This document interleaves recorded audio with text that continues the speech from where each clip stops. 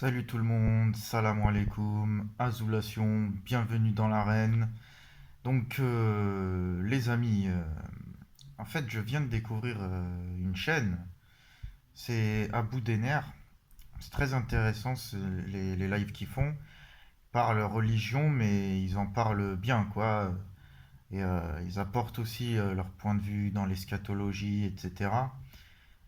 Et moi, tu sais que ça m'intéresse ce sujet-là, bon voilà, je te conseille d'y jeter un œil. En fait, je voulais rebondir sur un live que j'ai écouté un peu sur cette chaîne. Donc ça parlait du destin, tu peux voir le titre. Le destin, qu'est-ce que c'est? Bon, je connaissais pas cette chaîne au moment du live. J'aurais bien pris part à ce débat sinon.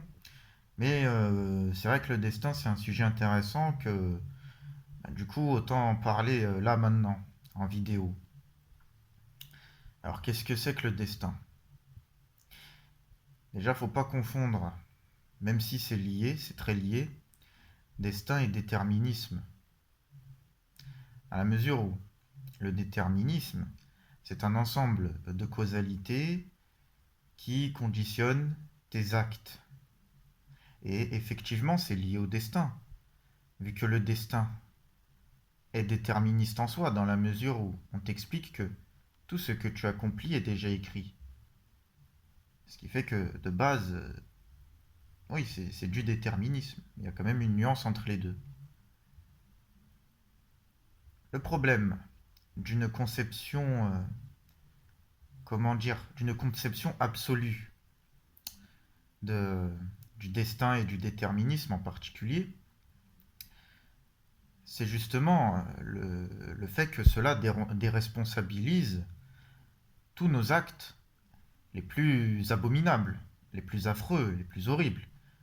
À un moment donné, je prends un flingue, je tire sur quelqu'un. Devant le juge, je dirais, ouais, mais c'est un ensemble de causalités qui m'a conditionné à tirer en fait. Je ne suis pas responsable. J'ai tué la personne parce que j'ai été conditionné, j'ai été déterminé à le faire.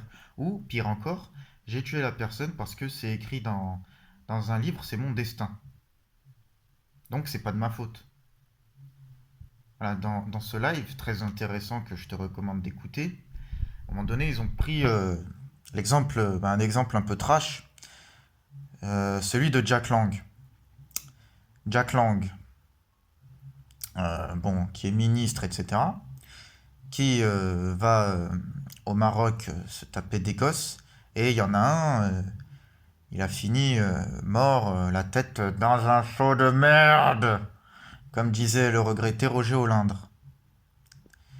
Bon, Jack Lang, il a fait ça pourquoi? Est-ce que c'était écrit que Jack Lang allait faire ça? Si c'est écrit, alors c'est pas de sa faute. Ah oui, c'était son destin de tuer un enfant et de le laisser la tête dans un seau de merde. Si c'était son destin. Bon. Je vais t'expliquer en quoi l'un n'empêche pas l'autre. Alors il faut savoir que moi, mes arguments, ils sont purement métaphysiques. D'accord? Moi, je fais de la métaphysique, je fais pas encore de la théologie. La théologie, c'est utiliser sa raison, sa logique, dans l'interprétation des textes sacrés. Moi, j'avoue, les textes sacrés, j'ai quelques rudiments, mais pas plus. Je connais pas plus que ça.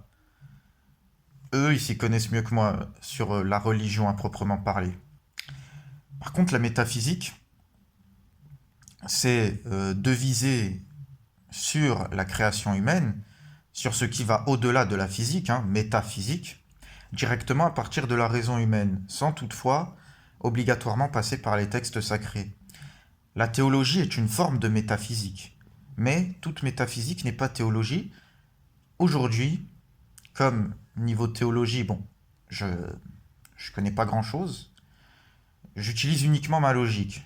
Inch'Allah, plus tard, j'apprendrai la religion et je pourrai être plus précis. Mais j'ai quand même ma petite idée du destin.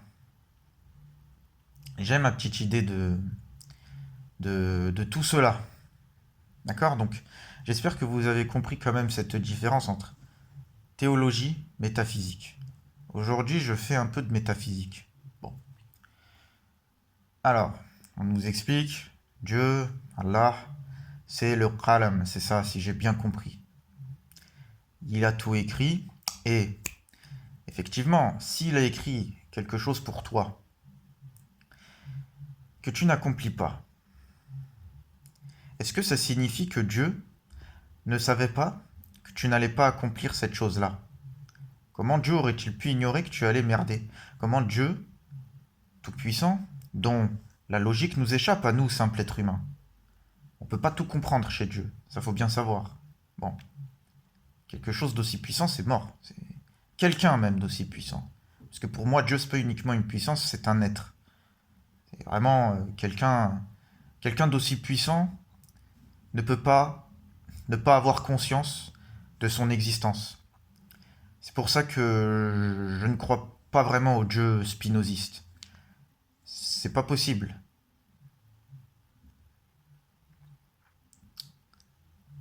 Maintenant, bon, on revient à...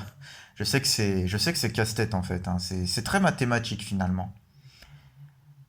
Bon, Dieu tout-puissant. Il a écrit quelque chose pour toi, d'accord? Tu n'accomplis pas ces choses-là. Tu accomplis autre chose. Est-ce que ça veut dire que ces choses-là qui te détournent du droit chemin n'étaient pas elles aussi écrites? On a tous fait des mathématiques étant petits. Je suis pas un grand mathématicien, mais on a tous fait quelques probas, des probabilités, etc. Il y a toujours plusieurs embranchements possibles. Dieu n'a pas forcément écrit juste un seul truc pour toi. Il a très bien pu écrire plusieurs, voilà, il y a plusieurs versions de toi. Tu comprends?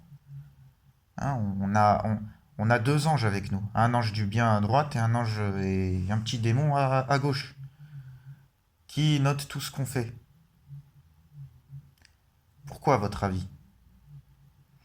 Non, parce que si tout est écrit d'avance, que c'est le destin et que, etc., on est déterminé et tout, à quoi bon être jugé à la fin? À quoi bon le paradis et l'enfer?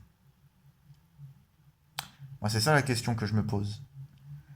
Si tout ce que tu fais était écrit d'avance, si Jack Lang, ce qu'a fait Jack Lang à cet enfant de 3 ans qui a fini la tête dans un show de merde, si c'était écrit, pourquoi Jack Lang irait-il en enfer?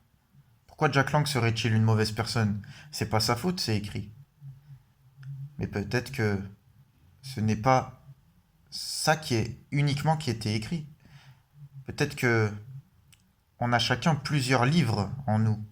Et c'est à nous de trouver le bon livre en fait. Tu vois ce que je veux dire ou pas? C'est-à-dire que on est de simples êtres humains. On est lâché dans un contexte bien précis. Ce qui fait qu'on est quand même un peu conditionné et déterminé. Parce que tu ne choisis pas tout. Tu ne choisis pas où tu nais, euh, dans quelles conditions, comment tu vas grandir, etc. Oui, effectivement, on est tous conditionnés. Le libre arbitre absolu n'existe pas de la même manière que le déterminisme absolu. Par contre, effectivement, tout est destin, tout est destiné dans la mesure où Dieu a tout écrit. Dieu Tout-Puissant, Allah Azzawajal, a tout écrit, y compris ce que tu ne vas pas accomplir. Dieu a écrit plus que ce que tu ne vas faire, je pense. Le destin n'écrit rien en fait, tout est déjà là. Le destin efface. Plusieurs probas, et toi, t'es face à une possibilité bien précise.